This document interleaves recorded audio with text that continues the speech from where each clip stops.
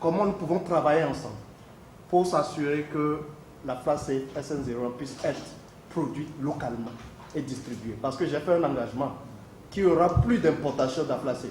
Si même le Sénégal le voulait, on n'allait pas le faire. Nous n'allons plus vendre à partir d'Ibadan parce qu'il faut qu'il y ait une production locale.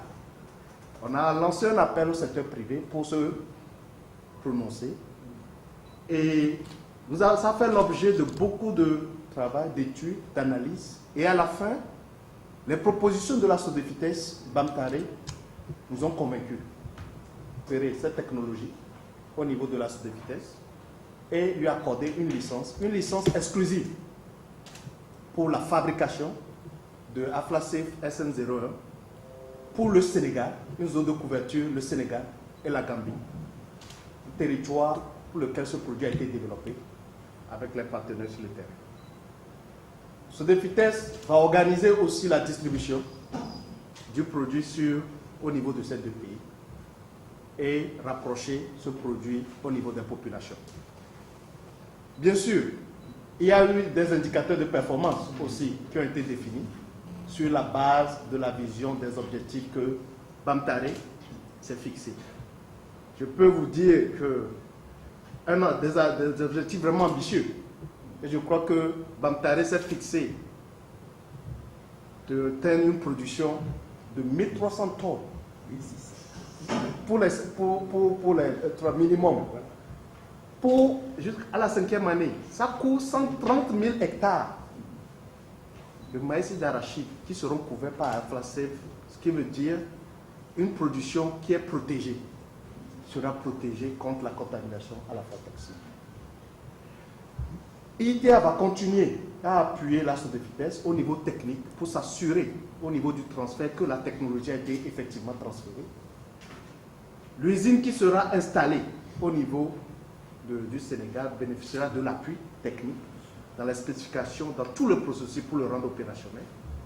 Et aussi accompagner, travailler avec les acteurs, que ce soit du public, de la société civile, pour pouvoir faire des campagnes de sensibilisation et pouvoir faire une promotion du produit au niveau du pays.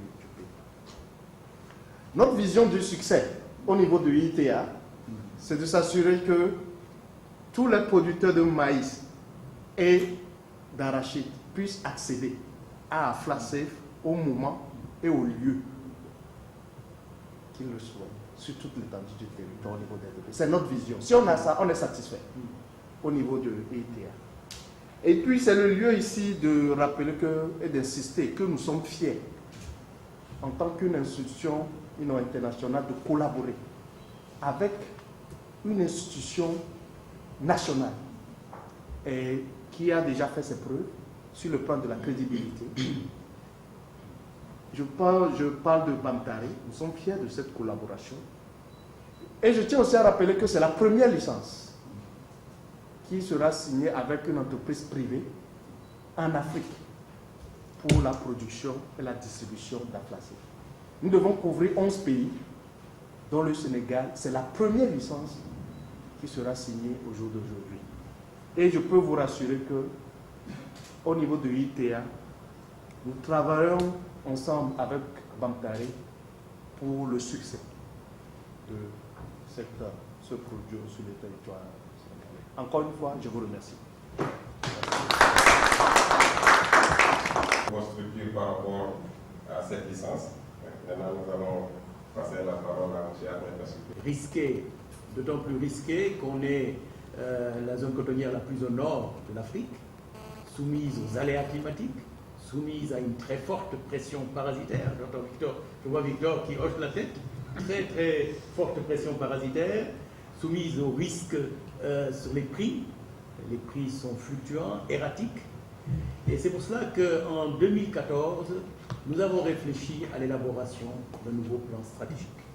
Nous nous sommes dit dépendre d'une seule spéculation qui est si risquée que celle-là, ce n'était pas viable et qu'il fallait diversifier. Ce plan stratégique nous a fait travailler 7 mois, près de 800 personnes, la Sodefitex et toutes les parties prenantes de l'entreprise.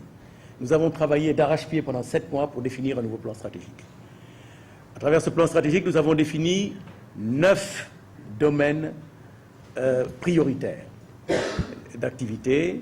Nous avons retenu que les maîtres mots devaient être diversification et innovation.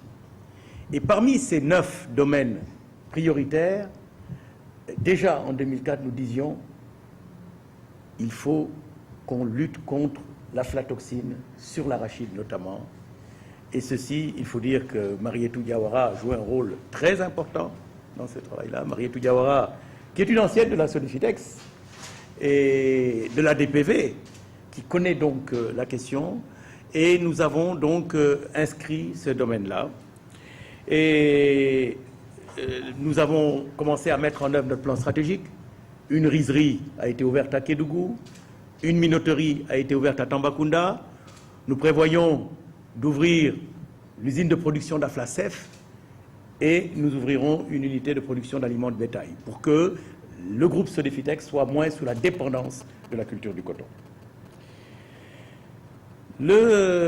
Pour nous, ce faisant, nous faisons du business, nous le faisons pour amoindrir le risque. Vous le savez, la Sodefitex désire et fait tout pour assumer ses responsabilités sociétales d'entreprise. Et parmi les responsabilités sociétales, il y a celle de lutter contre l'aflatoxine, contre le cancer primitif du foie, qui fait des ravages dans notre pays. Le Sénégal est l'un des pays au monde où l'incidence du cancer primitif du foie est le plus important. Et chacun sait qu'on considère que 80% des cancers du foie viennent de l'aflatoxine.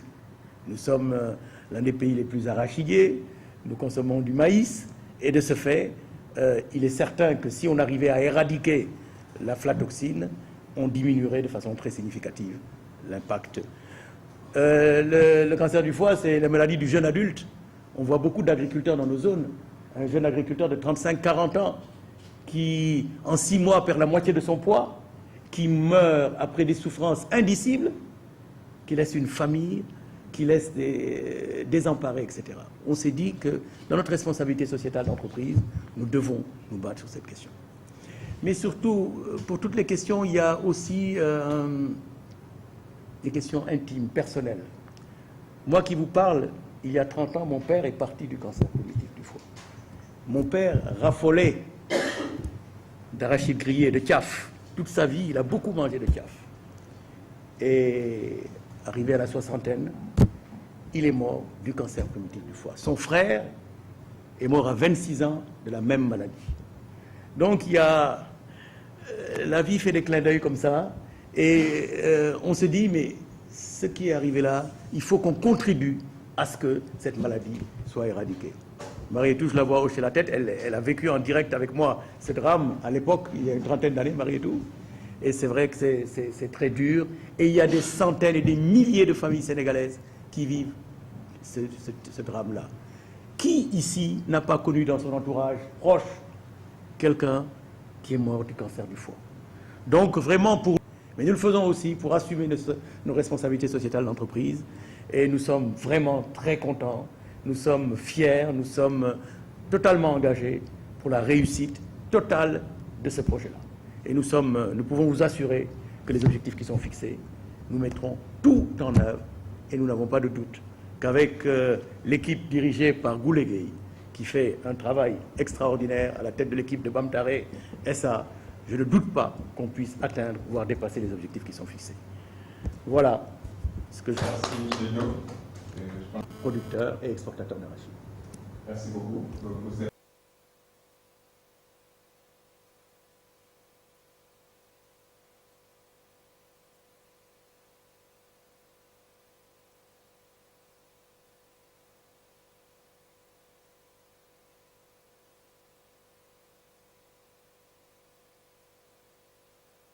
Qui sont installés dans notre zone d'intervention.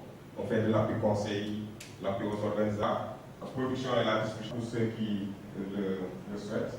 Et nous avons la production et la commercialisation.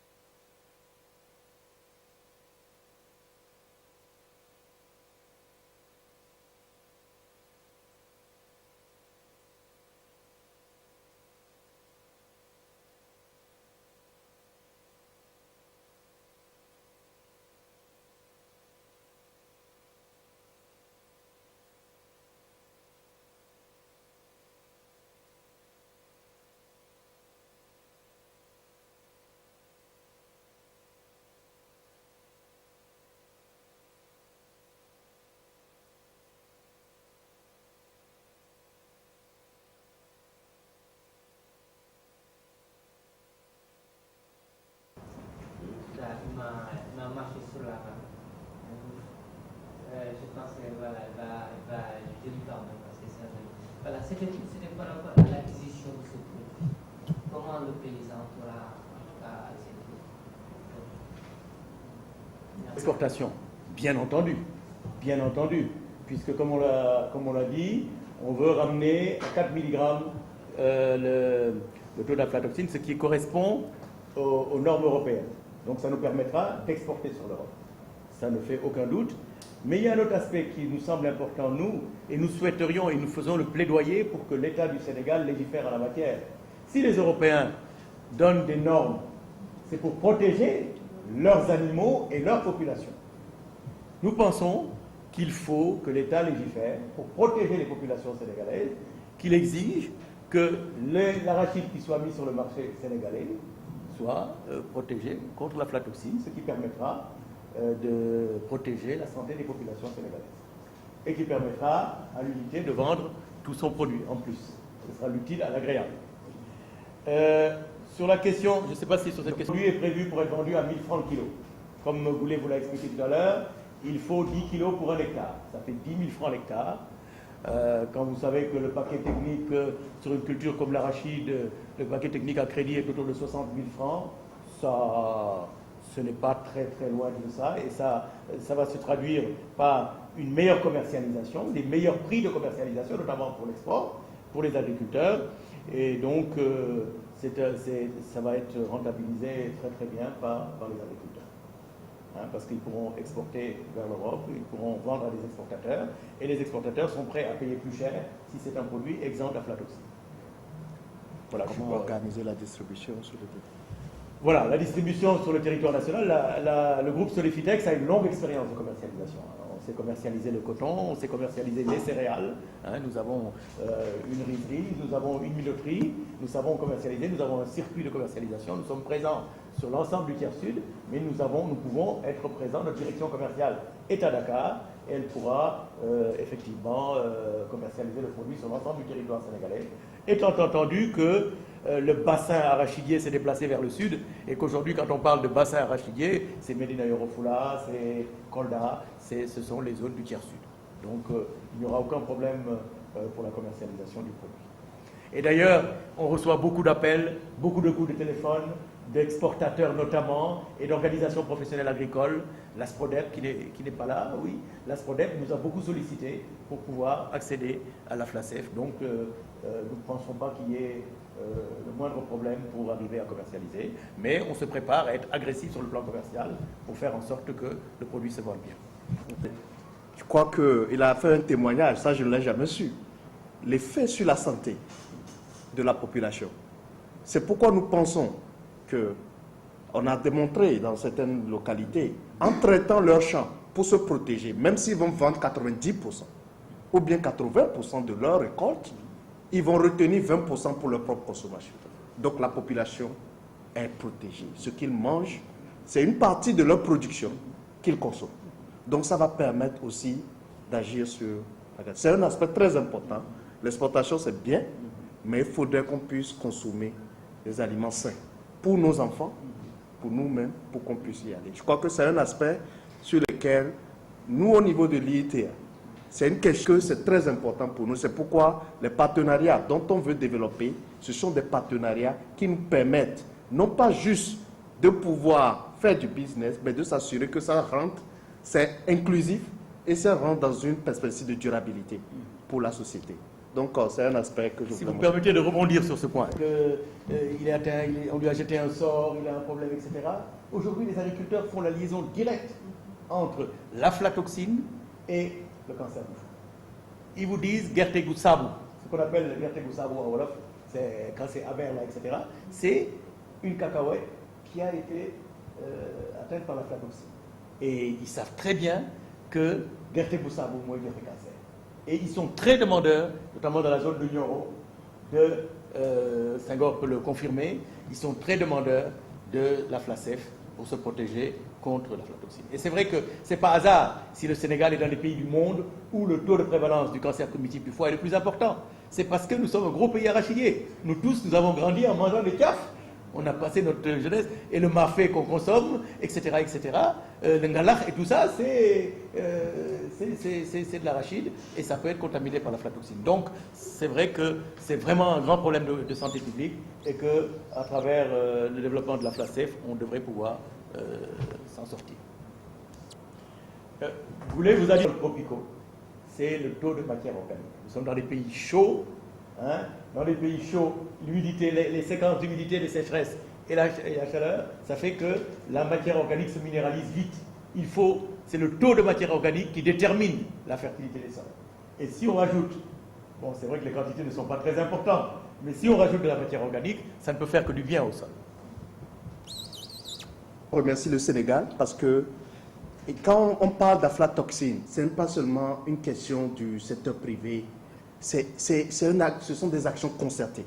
Il y a le rôle du secteur public. Vous êtes le directeur de la protection des végétaux ici, vous voyez. Il y a le responsable du CNIA qui sont là. Chacun a un rôle à jouer de sensibilisation, de s'assurer que le produit soit disponible, le secteur privé, ils le font très bien. Le ministère de la Santé pour sensibiliser les gens.